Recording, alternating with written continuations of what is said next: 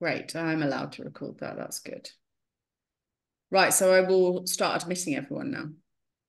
Sure.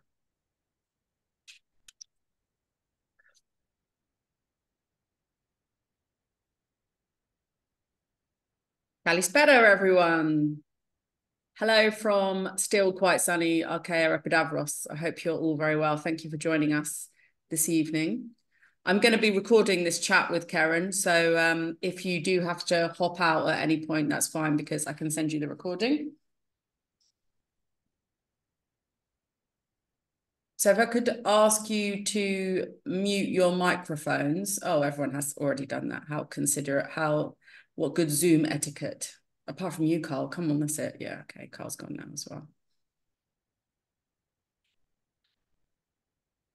Right, so we'll get started, and Keren, I'll just manage people coming in and out of the room.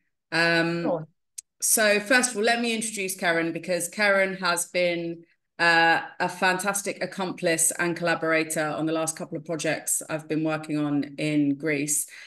She was a resident and then ended up being quite a considerable collaborator on the Dream Palace Athens project, where she crafted a perfume based upon the kind of collective dreams and the collective sense experiences that the dreamers were having in Athens. So we combined, Keren combined a lot of the fragrances that we became familiar with spending time in Athens during the autumn. And then we did a project to mark the memory of the Dream Palace by scenting the Temple of Asklepios on the Acropolis, on the southern slope of the Acropolis.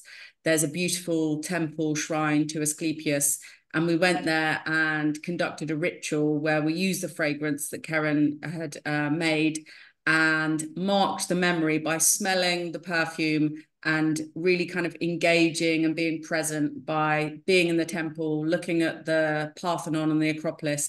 And now I have to say, every time I do see the Parthenon, I can smell the Dream Palace perfume. So it definitely did work. And it became a kind of long-standing joke. And instead of saying, is this a dream every 5 minutes, we found ourselves saying, is this a dream palace every 5 minutes? And as we were barely sleeping during the Dream Palace experiment as well, because there was an anarchist kicking off Molotov cocktail party happening most nights outside our hotel, the dream and reality started to blend together quite effectively. So I first met Keren when she was presenting at an event curated by Hannah Close called Human Nature that took place in the Truman Brewery. And she gave an amazing talk about how our sense of smell is so vital for our sense of safety, our perception of comfort, our awareness of our place in space and time, and how it's linked with consciousness and our perception of reality.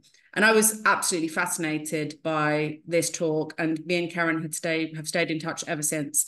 And so I was delighted that she came and took part in the Dream Palace Athens project. And if any of you get a chance to smell this delightful perfume as well, I think you will love it. And it's very good at conjuring up the essence of Athens in the autumn time. So Keren, can you tell us a little bit about your process and how you developed this perfume and your ideas for smell and dreaming in the Dream Palace Athens project to start off with? Sure. So, I mean, as Sarah mentioned, we met at a talk that I gave, hosted by Carl is here as well. Carl was also kind of involved in arranging that event called Human Nature. And despite the fact that smell has always been associated with kind of being an animal sense, we are, of course, animals. And so my investigation into smell is very much to kind of connect us with our kind of animal nature. So we met at that talk. It was 2019, and Sarah had often brought up this idea of kind of doing some sort of experiments with smell and dreams. I've always kind of been fascinated by dreams, but to be honest, I've never put the two things together, smelling and dreaming. And I wasn't quite sure what sort of experiment we might be able to do. Quite frankly, I don't smell in my dreams. So it wasn't kind of something that I was really kind of sure how we'd manage this. But of course, when the opportunity to go to Athens last year for the Dream Palace Symposium came up, I just couldn't miss the opportunity. I knew that I needed to be there. In fact, I've often dreamt about kind of traveling with big groups of people. And so when I get the opportunity to kind of go and meet people who have shared interests, it sort of feels like that's something that I absolutely need to do. So I packed my bags, went off to Athens, and I took a variety of perfumes that I owned that are special to me, thinking, well, we might do something fun.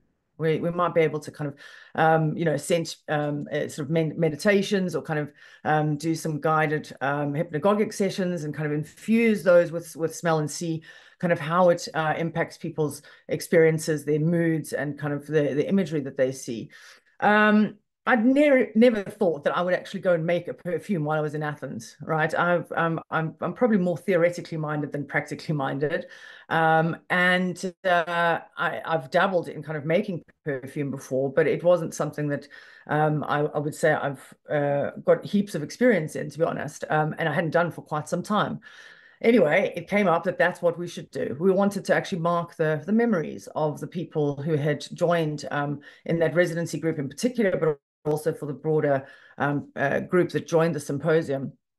And this is the amazing thing about smell, and is the reason why I am so fascinated by smell, is its ability to mark memories. So particularly something that is unique, and this is why perfume is so profound, because it is a kind of a unique concoction. And the more unique the smell, the more likely it is to mark your memories.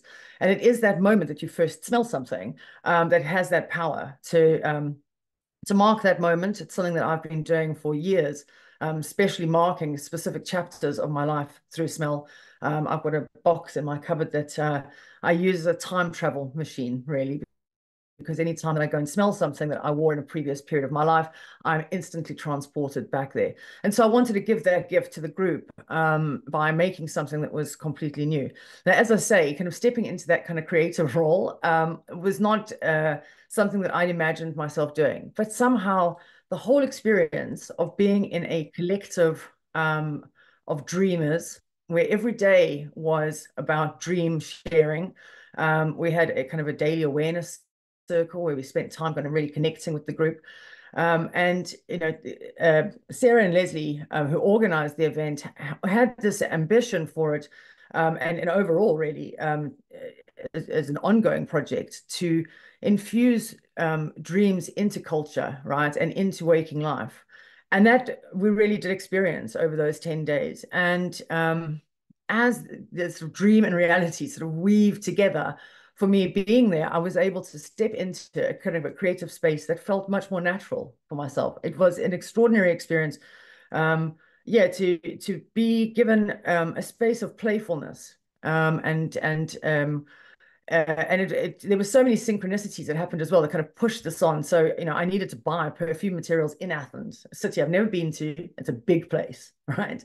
And I found an amazing perfume supply shop with essential oils, all natural kind of Greek products. And it just so happened that that was opposite the main venue for the symposium that we were going to be spending kind of the weekend going to. And I had no idea. So it just happened that this place that I found in all of Athens was kind of right next to the main venue, so that I was actually easily able to kind of pop in and out the whole time to kind of do this. I turned my hotel room into a lab. I think the cleaning crew at the hotel were probably quite horrified with what was going on in there. I'm not sure they really knew, but anytime they kind of opened up the door, they would have gotten a huge kind of waft of what I was creating there. And look, a lot of people would create perfume it can be a very technical process, right? And there are a lot of technicalities to it. But again, this was an opportunity kind of for me to approach it quite intuitively, and I think use that dream feeling that had infused the entire residency to kind of lift me through the whole thing. And so I created what I call a chemical poem. That's my fragrance and philosophy kind of brand, in a way, chemical poetry. So I created a chemical poem with the idea of marking the memories of the collective, but also, something that we could later sort of use to conjure up that experience of being there together, and also to express the intentions of why the dreamers had joined the collective in the first place. Why had they all arrived at this place, not quite knowing what to expect? So yeah, it took me about 3 days, I think, of like mixing various different formulations to get to the chemical poem that I ended up creating.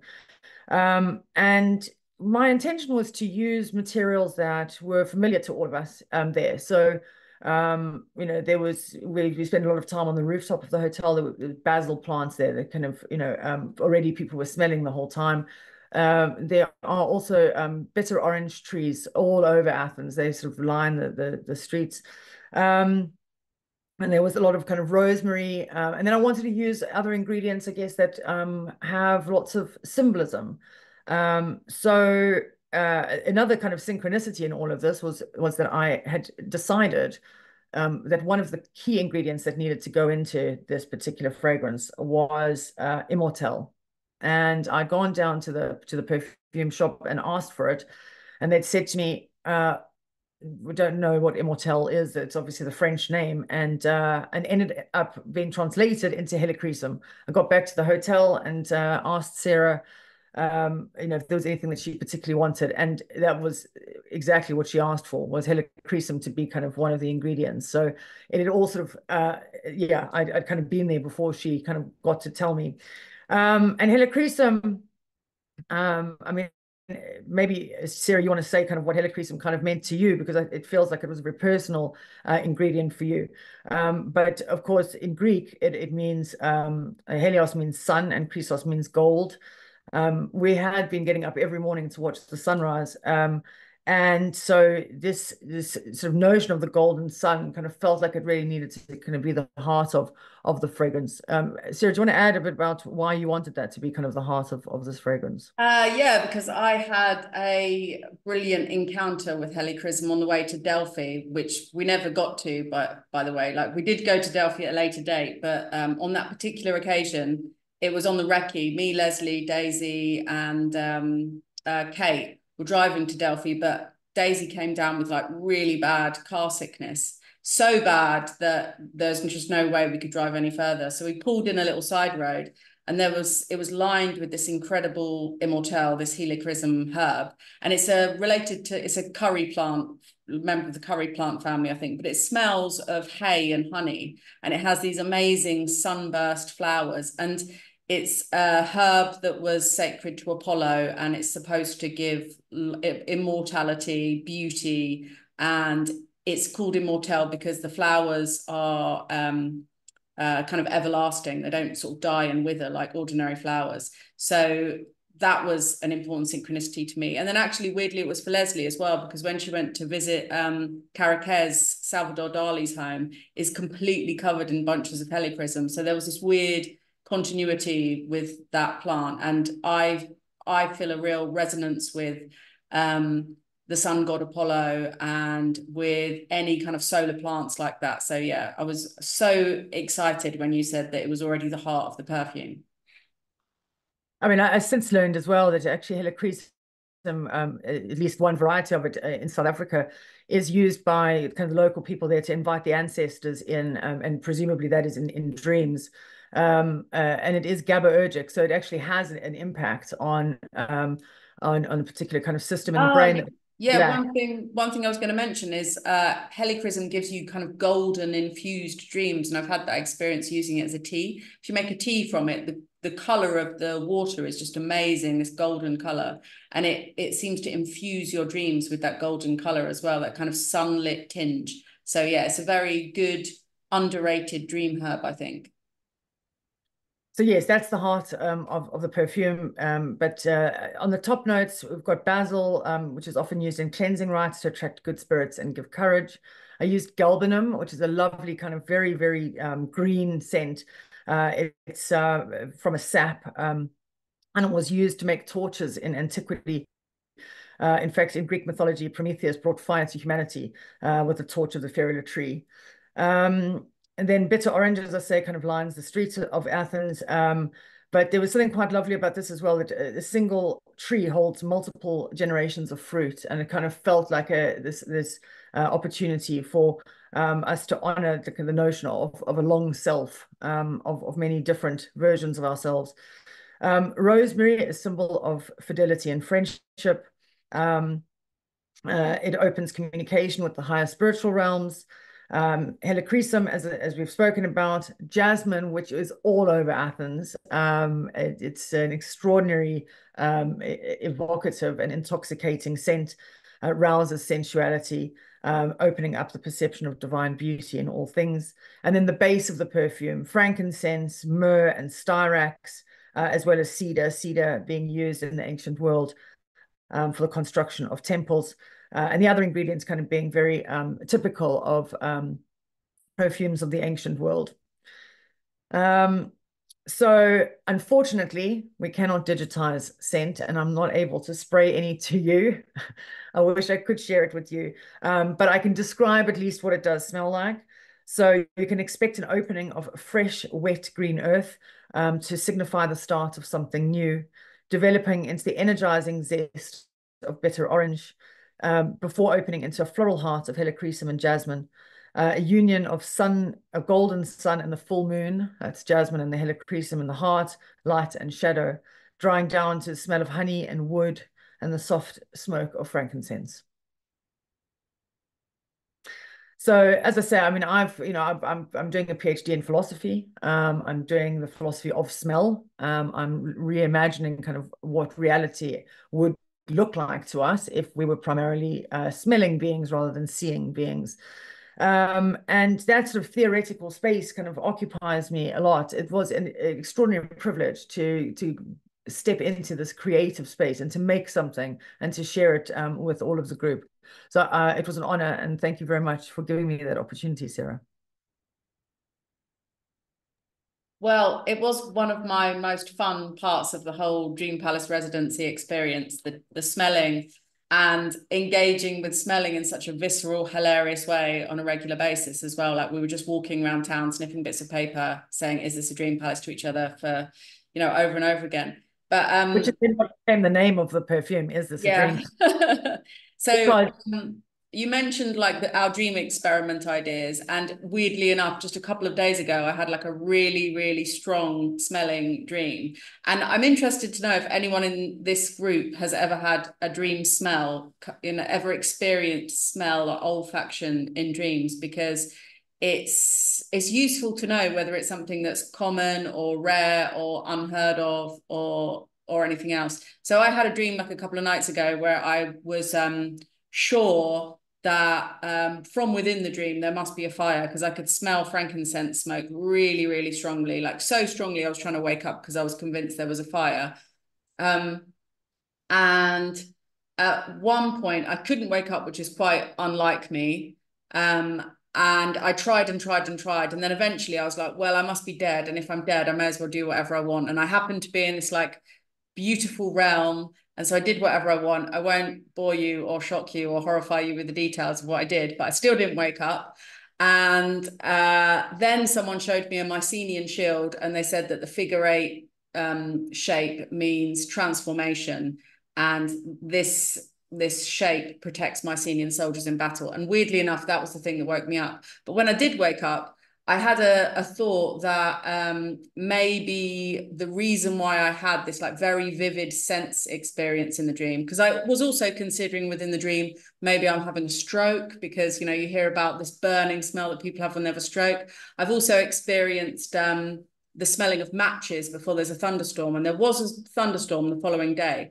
But this was a really different smell. This was like strong smoke, and there was nothing in the house remotely resembling. I hadn't fumigated with frankincense, had run out for weeks, so there wasn't anything like that. But when I woke up, I did have a thought, and me and Keren were just discussing this, that I went to bed with slightly damp sheets because I'd pulled my sheets out of the wash and hung them on the dryer. And despite how boiling hot it is here, they hadn't quite dried, so they're a little bit damp on my body. And the fabric softener that I use is a actually rather heavily scented Greek fabric softener called Byzantium, which I bought as a sort of joke, and then I've loyally stuck to that brand ever since. And that does have a sort of Byzantium frankincense-y smell. And so I had wondered whether what might be happening in my consciousness when I have this kind of somatic impression of the damp sheet on my skin in combination with this fragrance of Byzantium, that somehow was like a synesthetic intensified, amplified sensory experience. So I'm really interested in doing somatic experiments in dreaming to see. So I might try wrapping people up in damp sheets next time they come on a retreat and see what happens, because I think that the brain does seem to go into a sort of synesthetic mode sometimes during dreaming, and we seem to experience things in slightly different ways. We've got a few people saying that they have experienced, let me see the chat. So Danny says, I think I smelled something once. And there's once or twice. Eileen says, not a common occurrence and never. And oh, Alex had a smelling dream when you're in Epidavros. Oh, Alex, please do share. Can you share your smell dream? You've got to unmute yourself. Okay, I'm unmuting myself now. Well done. Yeah, all right. So it was actually now let's see, how did it go? There was a Put you okay. on the spot now, haven't I? It's nice to see You you put me anyway, on the Alex. spot, but this is it. So there was this. There's a woman Yeah. wrote a poem in the dream, and the poem went like this: I never exhumed that wandering cad from the place where I once confined him, but I have to admit that he wasn't that bad, and to tell the truth, I wouldn't mind him. And then there was, in the dream, there was discussion about the word exhumed. And someone, maybe the writer of the poem was thinking of changing it, but I say I liked it. And I'm aware that the hum in exhumed must come from the same root as hummus. And then I can smell that nice earthy smell of the hummus. That's great. That is Not fabulous. hummus with, not hummus made with chickpeas, but the hummus that you get in the forest floor from the Oh, rich nice. leaves. The soily hummus. Yeah, yeah. Lovely. Thank you for sharing. That's great, Alex. I don't remember that dream from the dream retreat. Did you keep that one to yourself? I did share it, but we didn't. Yeah, I shared it, but I don't think you were there at that particular sharing. Okay. Anyone else have a smell dream they care to share?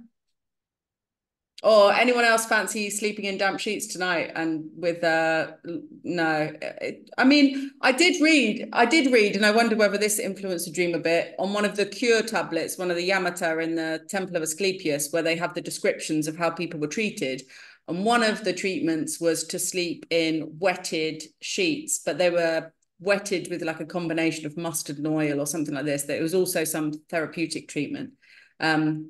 So that may well have stuck in my mind as well. But it was the most potent smelling dream I've ever had. I've had a few, I think. I mean, I do think that in most instances, if there are fires or if there are accidents in the home, your body is kind of primed to respond to them. And so I do think that a smell of smoke should probably work its way into your dream somehow. And me and Keren were mentioning that when you were working on your perfume experiments in the lab, you had lots of dreams of you smelling and working on the perfume, but you couldn't actually smell it. And this is one of the experiments that I'm interested to do, to see if you introduce a smell into the environment of a sleeper, does it conjure up images and memories that you associate with that smell? So a really basic example would be if you had lost and were missing a lover, if you sprayed their perfume or aftershave in the sleeping environment, would that give you dreams of that person? I think it might. That's something I would like to try out. So Keren was saying that she was having dreams of working on the perfume while you were surrounded, presumably, by the smell. So perhaps that smell, whilst not presenting itself as a sensory experience, was conjuring up the visual imagery. Yeah, I think that's quite likely, actually, that more common would be, yeah, for smells to be able to kind of influence the imagery, or at least the mood. There is research on kind of mood, right, on how to kind of influence the mood of a dream, but perhaps the images as well. I think rather than people smelling, which seems to be very rare, and the research that I've looked at, only 1% of people report smelling in their dreams. But of course, that might be because we don't really remember that we smell in our dreams. We don't really remember smelling most of the day. Most of the day, we smell things unconsciously.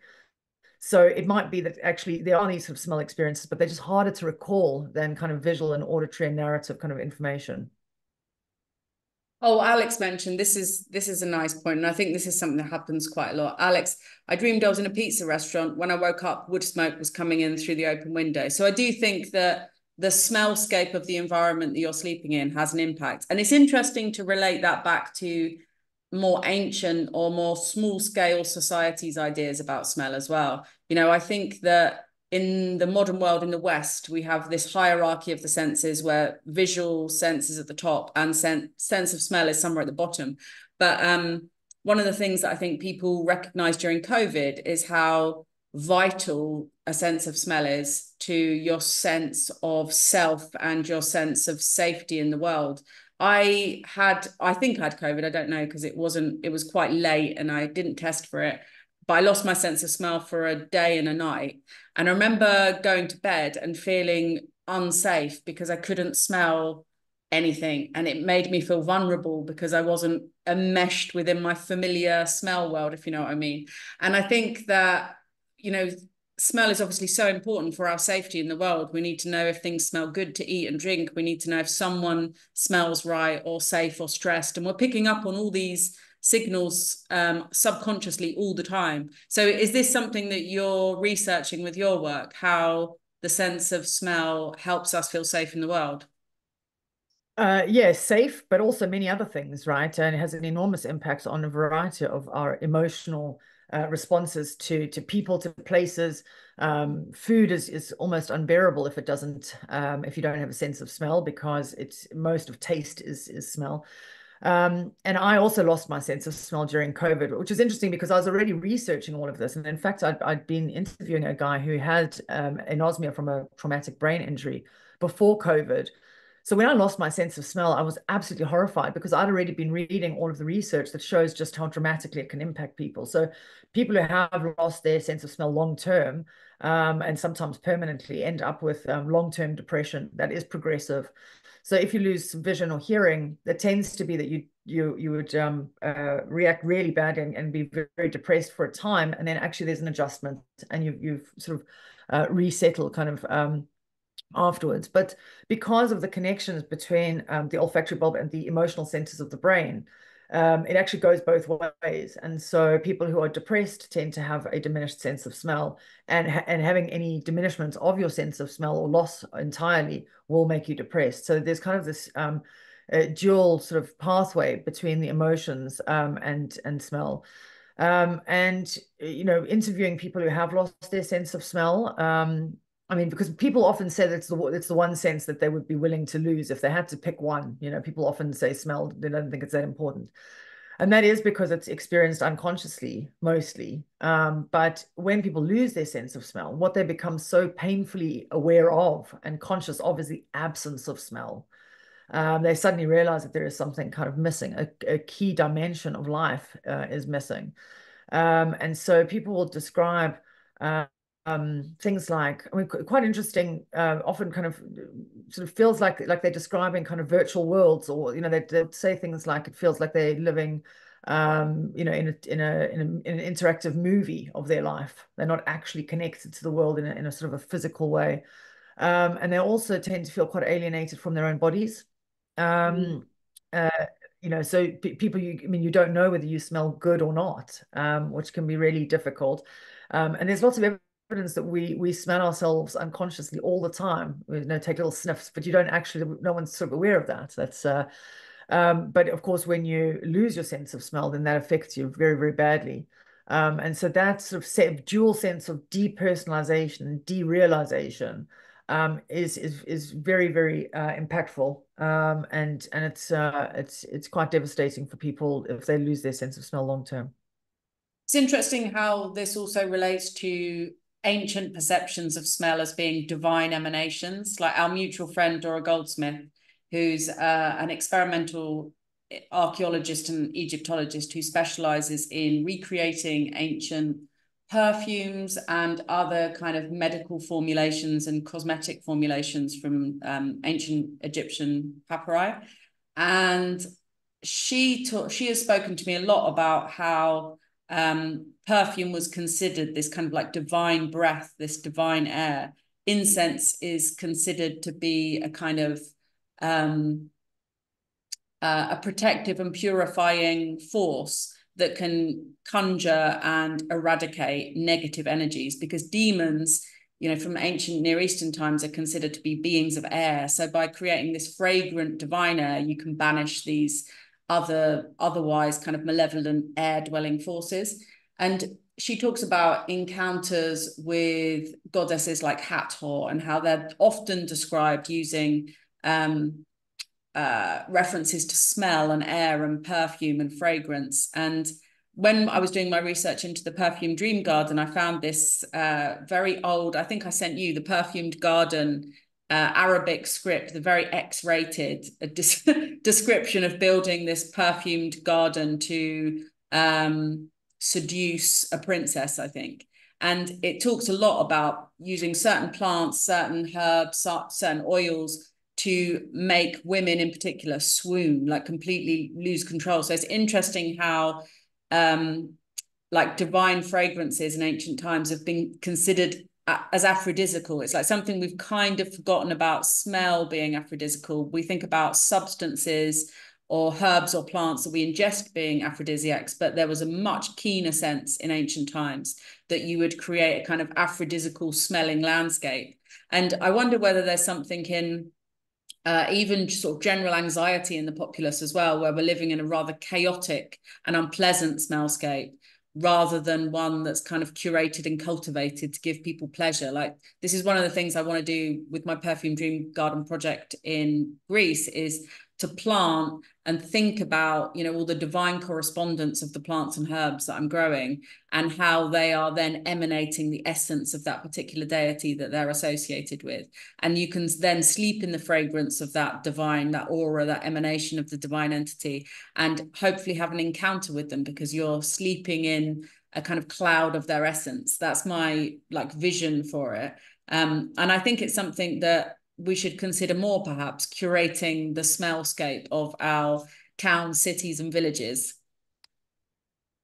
Yeah, I mean, absolutely. When I gave the talk in 2019, well, that was precipitated by reading a statistic that really kind of got under my skin, which was this statistic that it was something like 56% of young people would sooner give up their sense of smell than their than access to their laptop or smartphone. And I was just horrified to kind of to read that. I was like, wow. And of course, the digital is deodorized, right? It is. So it's meant that we stay in the same spaces a lot. We don't travel. Like when you take a journey somewhere, the smellscape changes the whole time, and then you kind of occupy a different space, be that kind of an office or having a meeting somewhere with someone else, going to a coffee shop, those kinds of things. If you're always in your own space, it's actually hard to kind of change your mindset, because you're not changing kind of the smell that you're exposed to the whole time. And the fact that smell has been so kind of ignored, I think, in Western culture for a long time. And we really have kind of sterilized our environments and deodorized them, and then moved very kind of far away from nature. And most of what we smell are sort of from biological processes. They are sort of, that does lend a vitality to your life to kind of be exposed to smells. And thinking about the perfume dream garden, there's a group of people on the Andaman Islands who actually their cosmology is based around smell. So their calendars are based on smell.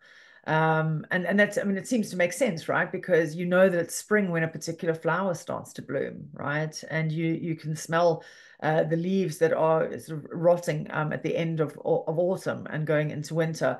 So there's a way of kind of organizing, I suppose, our lives and our spaces that we've ignored.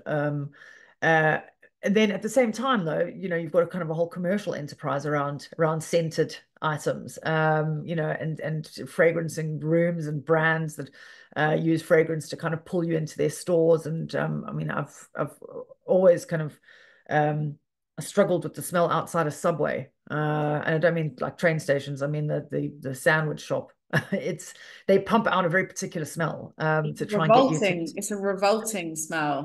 Yeah, it is, yeah. Yeah.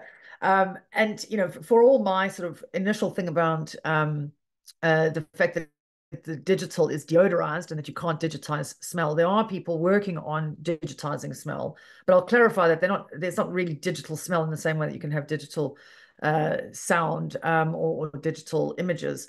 They're still emitting kind of physical molecules. Am I excited about that? Not really. I don't know. There's something that just doesn't feel right to me. As I say, like smell before the 19th century, all of the things that you smell would have been the products of natural processes. I mean, usually microbes that are, or something is growing or rotting or flowering or fruiting. They're all things to do with life and livingness. And so it does seem sort of strange to me that we kind of now just create whatever synthetic molecules, which are identical to the natural ones. That's true. They are actually identical, but they're not actually part of a process, right? So you're just taking one aspect of something and kind of infusing your world with it. But I think that it misses the point about a big lesson smell has to teach us, and that is that context and kind of process and a kind of a bigger world is important. And I guess its relationship, isn't it, to the world is mediated by that sense of smell. Carl, I noticed that you've got your hand up. Are you on a plane? No, I'm on a train actually, Ah, but hopefully the signal's all right. no, it's not that Both good. of you, Karen. Great to about your. Can you hear me? Okay. You're breaking up a bit. All right, I'll keep my camera off, see if it helps. Okay. Just a quick one. Yeah, the digital taste has been around a long time.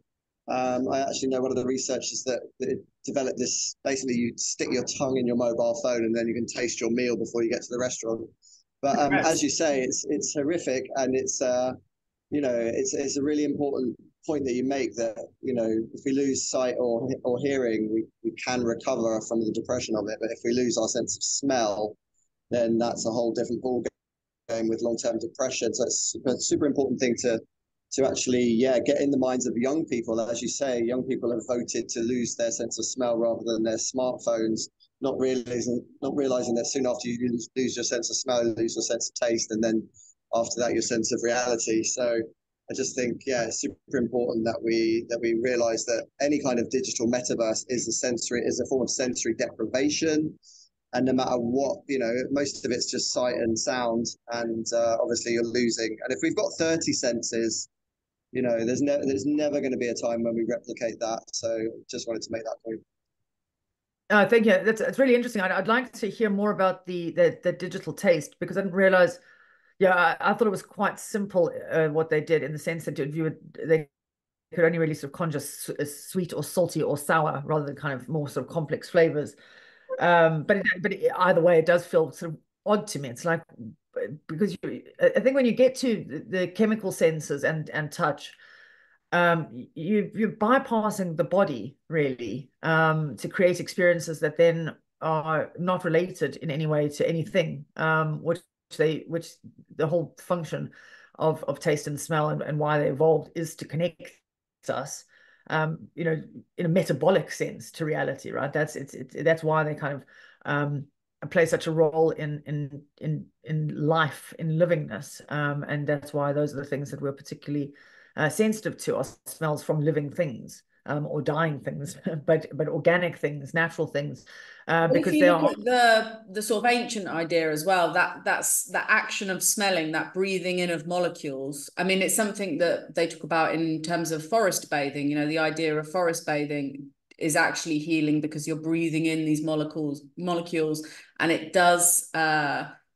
These molecules do actually relax your brain and your body. So there's a transmission of information. There is actually sort of receipt of something in that. And I know there was those ideas that cholera was spread by miasma. So this relationship that people had with smell, and it being a contagion, or it being a medicine, is something that we've had up until very recently. You'd pay to go and stay in a Swiss sanatorium because the quality of the air was so good. Like, we recognized fresh air was important. And it's interesting to me, like, how the kind of synthetic perfume making, because to me, like things like Yankee Candle and those like very cheap synthetic fragrances, they do smell of death. They smell gross. And, you know, having worked in a secondary school as well, there's nothing worse than the combination of teenage boy BO and Lynx body spray. So it's something that, you know, there's been lots of conversations about when people use perfumes or aftershave to mask their natural body odor. You can't tell whether you're attracted to someone, how using the contraceptive pill affects your sense of smell, and you can be less attracted to certain people. So it's such a complex thing. And I think that we're living in a very smelly world, and it's hard for us to discern the good smells from the bad smells because we're kind of blanketed by a kind of chaotic mix. Totally. I mean, smell is very complex, and there are so many different odorants. I mean, the estimates are that as humans we can actually discern up to 1 trillion, and that's discern, so actually tell the difference between up to 1 trillion different odorants. That's in comparison to 1 million colors, 1 trillion odorants. Now that seems kind of like really counterintuitive because most people don't notice smell very much. They don't think about it. And we certainly don't talk about it because we don't have the language, right? I mean, notoriously, smell is hard to talk about because we don't have the vocabulary. You know, most people who've ever tried to kind of write about smell will find this out really quickly, that we lack words for smells. And that's something that I've found really intriguing, actually, that smells, I mean, they lack names entirely, right? We name smells by what they come from. So we'll say rose or lavender or cheese or whatever it is. But that's the source. Or beaver anal glands. Yeah, there you go. Yes. So there's, yeah, so they kind of, that's source naming. And then the other thing that we do is kind of step name them. So we talk about sweet smells, for example. So you take from registers of different senses. And there's a guy I was reading recently who's done an analysis of this, and he basically sort of identifies what he calls a universal linguistic disturbance, as in that we have as humans a problem between language and smell, which is quite there's really just it is a very difficult relationship between the two, and that makes people think that smell isn't very important. But the point that I'm trying to make in the research that I'm doing is that smell is an invitation to realize that the inadequacies of language to express all the things that we experience, right? And I think this is one of the connections for me between dreams and smells, actually, because they both have this quality that cannot be expressed adequately in language. And they are both invitations to kind of take that very seriously. And to experience what is beyond linguistic interpretation. It's interesting exercise because, you know, smells are often the thing that make people vividly remember experiences in their life. Like you mentioned, actually, that you keep a kind of archive of the smells of your previous incarnations. And I remember reading in Andy Warhol's autobiography that he would use one perfume for a year and then keep it in storage. And then whenever he wanted to remember what happened in that year, he'd smell it and it would be able to come back to him vividly. And I wonder whether, I think it could be a useful exercise because I'm interested in how memory impacts dreaming and dream recall and memory of all things. The more you practice remembering, the more you kind of try to vividly reimagine scenes, the more like colorful dream content seems to be. And I think it's a good exercise to try to remember smell. For example, there's a smell of sticky tar on the beach in the 1980s that you never smell anymore. And I really vividly remember that. And it really reminds me of my childhood. And I can recall that smell. It's like a very subtle sensory impression in my imagination, but it does exist. And so I think that could perhaps be a useful, you know, because the entanglement of the memory areas of the brain and olfactory members of the brain are so close. That's why when you have a smell of someone that you remember, it just brings that memory flooding back because they're so entangled. So it does seem to me to be like a real novel and interesting approach and avenue for exploration in terms of imprinting on dreams. Yeah, absolutely. I mean, certainly for me, writing down my dreams like has made an enormous difference to kind of remembering them. And a lot of that is about actually trying to find that core image, that kind of key image that you can kind of conjure up. So even if you can't quite describe that, really drawing that kind of into mind and then kind of writing about it, it really helps to kind of hold on to the dream memory. With smell, there's kind of even more perhaps motivation to pay attention to smell and to practice smelling in a way, because there's a lot of evidence now that losing your sense of smell is a sign of all sorts of bad things to come, I'm sad to say. So they've found that people who lose their sense of smell, it's a better predictor of them dying within kind of a 5-year span than having heart disease or cancer. And part of that, I think, is because of the neurons that that are exposed to the atmosphere. I mean, that's, they call them naked neurons, your olfactory neurons that sit in the nasal epithelium. They're exposed kind of to the atmosphere, and so they regenerate all the time. They're some of the fastest kind of regenerating neurons, and so that gives you a signal, I guess, of your brain health overall, and that I is guess there are why all there's sorts lots of of disorders. reasons.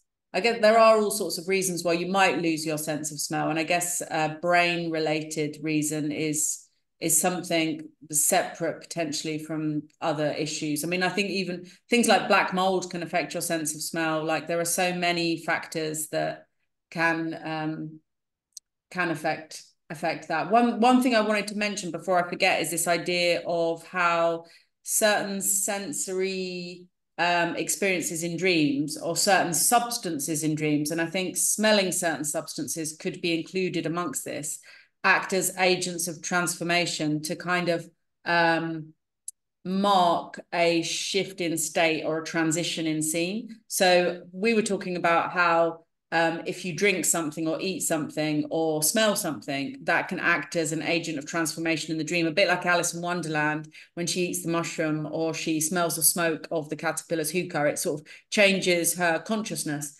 And I'm always interested in people that have dreams. That I've had dreams where I've become drunk drinking alcohol, even though I hadn't drank any alcohol. But the sensation of being drunk is like very, very strong in the dream. And similarly, eating food and feeling like sick from eating the food or feeling a sensation of eating the food. And then I ate a brick of psychedelic meat once and had a hilarious joke dream trip because I've never taken psychedelics. So it was like a joke impression of psychedelics. So I think that smell could potentially be one of those experiences that could act as an agent of transformation. And I've always been interested in how there's this idea in mythology quite often that if you eat or drink anything from the underworld and perhaps smell anything from the underworld as well, because the underworld is often described as having smells. And ancient texts do talk a lot more about smells. So I wonder whether the ability to recall smells vividly was something that the ancient brain could do a bit more effectively, perhaps because of perhaps a slightly more synesthetic perception of reality, because we don't have the same focus on the visual world, on devices, on quite the same kind of things. We have a more kind of complete and holistic view in ancient times where we're more engaged in the present moment, more sensitive to smells, perhaps because there are less confusing smells arising in our landscape. I mean, training yourself to smell better is, I mean, that it's one of the senses that is most amenable to actually training. So you can do that. And it's definitely something that I think as modern people, we've lost our ability to kind of smell as well as we probably did in the past. And there is evidence from that just in kind of hunter-gatherer societies who actually have more words for smells, right? They have a wider vocabulary, and they use those words also to kind of describe other things. So they use it metaphorically much more than we would use as smell descriptors. So definitely like paying attention makes a huge difference. And it just made me think about a dream that I had quite a while back, but it was one of those kind of just super special dreams that it's filled with kind of excitement. I mean, it's just one image really, but I was being asked or invited to eat. It was like an insect inside resin, but it was very old. It was like thousands of years old, and it was a gift. And I knew that as soon as I ate it, that I would be massively transformed. But I was scared to do that, and I kind of the dream ends, and I don't actually kind of eat it. But I'm going back to find that tasty treat. A delicious amber encrusted insect. That's a nice. Have you got any tips for how we might train our sense of smell? Because I like the well, yeah, I mean, I think like buying just various essential oils, which you can get fairly cheaply, and just using those to kind of to smell for sure. I mean, another thing is if you do like perfumes and fragrances, is to sit with them and try and decode them, what's in there. But people do that with actually I saw a restaurant the other day, which I really like the idea of. They don't tell you what's on the menu, they just bring you the food, and then you need to write down what it is that you're tasting. And I think there's something about that kind of, there's almost a sort of mindful eating is kind of the most obvious way to do it, because most of flavor is smell. And I think, for modern living, we don't really pay attention to kind of what we're eating nearly enough, and to slow down and to really enjoy it. And I think that's one way to train your nose, definitely. Well, that's another thing that seems to be so all-encompassing these days is processed food, where it's much harder to identify the ingredients because they're just like a load of chemicals that you don't know what they taste like anyway. It's one of the things I really love about Greece is the food is really simple. You can taste absolutely every single thing in it, and each thing tastes a bit more delicious because it's grown in volcanic soil or grown in healthier soils than is often the case in the UK. Absolutely. The tomatoes actually taste like tomatoes. I see has added something here. I once smoked DMT in a dream and had an incredible experience. I wonder whether I could induce more dream psychedelic experiences with smell. Get some DMT in like an incense burner or something, maybe. Let's have it as a background aura. Yeah, I think we should set Anyone something else? up actually to do kind of a bit of a dreaming incubation with a variety of smells that we kind of pick out. I think it would be really interesting to do that with a few volunteers. Yeah, I'm well up for doing that. Next time we come to Greece. Sure. Then. Does anyone else have any other questions for Keren?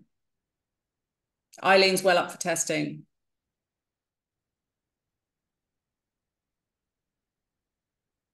I'm trying to think if there was anything else. Oh, I suppose we didn't talk yet about the second fragrance that you created for the summer solstice retreat. Yes. Yes, our little honeybee fragrance. You gave it a name, didn't you? Now I can't remember what it is. Well, we just not really. We're still working on that one. I think things should arise in dreams, so I'll wait until I dream it. Okay, good. Yeah, so this was the second fragrance that I made just last week. And Sarah had discovered an undiscovered site, Temple of Artemis, right at the top of a hill with the most extraordinary views across the whole coastline and Epidavros and surrounds. So we went up there with the group, and we have this intention for the perfume dream garden.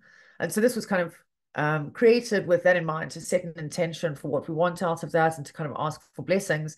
One of the symbols of Artemis is the honeybee. And so this fragrance was developed really with beeswax and honey kind of at the heart of it, really kind of asking the bees to pollinate this garden for us. So what I've done is used again kind of a lot of materials that you could smell just in the local environment. So this time not bitter orange but sweet orange, because there are orange trees everywhere around Epidavros. I used violet leaf. What else was in there? Jasmine, of course, again, you can't miss the jasmine.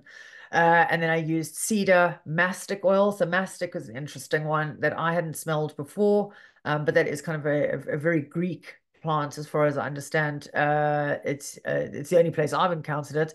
But it's got quite it's got an almost medicinal sort of smell. I'm not sure, Sarah, if you know more about what it might be used for in Greece. Is it used kind of therapeutically at all? Yeah, mastika is used as a incense resin, and it's used in drinks and food for digestive purposes as well. It's the resin of the wild pistachio tree that only grows on the island of Chios.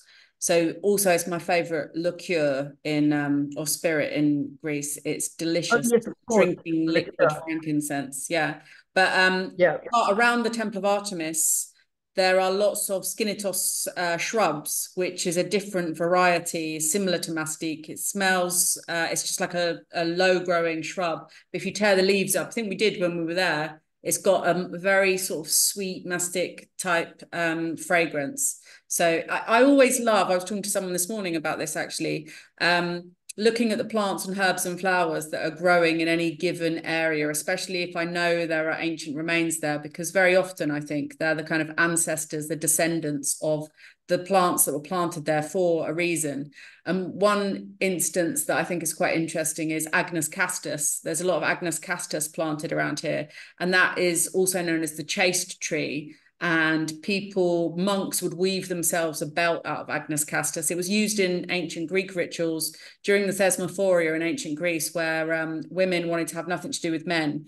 It was used to lower the libido of men. It has an effect on testosterone. And so it was also planted a lot around monasteries. So wherever you see, like when I see a lot of Agnus castus planted in Greece, I always think there's either a monastery or some ancient temple dedicated to Demeter and Kore. Wow, that's yeah, that's amazing. I hadn't actually ever heard that before. They're lowering testosterone around the monasteries. So is that that's what did you say that plant is? Agnus castus or chasteberry. And it was also the berries, the hard berries were called monk's pepper because they would use them. Monks weren't allowed to eat anything spicy in case it inflamed their like lust. So they had monk's pepper instead, which actually cooled their libido. No spicy monks. God forbid. Yeah. And so, yeah, sorry, there was one more ingredient that went into this was angelica root. And angelica root famously kind of is one of the plants that was revealed in a dream by an angel to a monk. So there you go. That rounds out the monk story, also known as Angelica Archangelica for that exact reason, that it's renowned for kind of arriving in a dream. Pascal gave his talk in the little Virgin Mary chapel on the Nisi as well, surrounded by archangels. So that's quite a nice synchronicity there as well. Danny, do you want to ask your question? Yeah. Can you hear me? Is Yep. that working? Yeah. Okay. You Cool. in my old flat? Yeah. Yeah. I think it. I don't know if it smells as good as it might have done when you were here, but yes, I am. I'm. Yeah. A couple of just a comment first, and then I've got a question about Kore. Like she's gathering flowers in a meadow when she gets dragged down to the underworld, and I'm wondering if there's a kind of scent connection there. But what I wanted to ask was, I'm corresponding with someone who is, she's epileptic. She's quite severely epileptic, and her seizures come on in her dreams. And like the reason I'm in touch with her is I've done some work on ion channels, TRPV3 ion channels, and fragrances, and the connection to epilepsy. And she said something interesting, which was that when she smells certain scents, including frankincense, she starts to get the aura symptoms. She starts to feel deja vu or sense of presences and that kind of stuff. And I'm just kind of interested in if you've got anything to add to this, add to that. The fact that her seizures happen in her dreams, and the fact that the olfactory sense is so powerful in provoking those symptoms. I mean, that's very interesting. I've never heard quite a case like that. When you say she smells frankincense, you mean when she smells actual frankincense, it kind of brings this on, or is it that she smells something like frankincense and that is part of this episode coming on? No, it's more like if she has the scent around her, if she sniffs at certain scents. Because she was asking me about a few things like that, and I said, well, what happens if you try, and I listed a bunch of things, including labdanum, which you mentioned earlier, because they have this, they call it a mixed agonist. So basically, um, um, they can induce the ion channel, and they can also inhibit the ion channel that provokes both these kind of psychoactive sensations and also the fit. So I've got an idea that, for example, frankincense and a few other things that were used in the biblical events, and they all have an effect on the TRPV3 ion channel. Like everything of interest that plant matter in the Bible has an effect on this one ion channel. So yeah, she when she smells it, she starts to feel these the onset. Yeah. Well, then it sounds like you actually know more about that than I do, and it's fascinating. Unfortunately, I don't think I can add anything except to say that I'm really interested to kind of find out more about what you're saying, and also for her to find yeah, some solutions to that. I don't know, Sarah, if you've got something to add about the fact that the seizures come on in dreams. I was just gonna say that it seems to have, like, perhaps it's got something to do with visual phenomena, because one thing I really find with frankincense is that it's good at encouraging colorful visual imagination. And obviously that's what's happening in dreaming a lot. And so it does seem to be that this is probably caused by a lot of visual phenomena happening at the same time, maybe. It's interesting that she's experiencing presences, did you say, when she smells frankincense?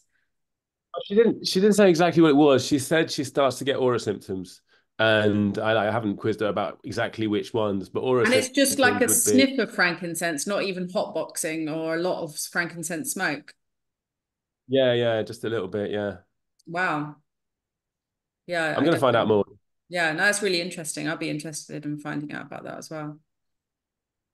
Yeah. Keren, I'll send you through some of the stuff I've done if you want. Yeah, please do. I'd really appreciate that. Thank you. Does anyone else have any other questions?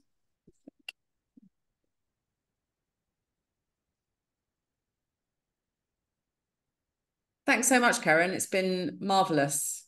And I think we've got some guinea pigs when we start doing dream smell experiments as well, so that's good. Yeah. I have recorded this, so I can send the recording out as well. And yeah, I think if there's any other questions that people do have, you can always, the Perfume Dream garden project that we're doing in Epidavros is a long-term plan. So the idea is basically I've found a 5-acre orange grove in Epidavros, and I want to put dream beds in it so that you can dream and be surrounded by these plants. And there's a lot for me about Epidavros. The reason why I love it so much is the kind of biodiversity, and the bees there are just noticeably millions of bees in comparison with the amount of bees that you see in the UK.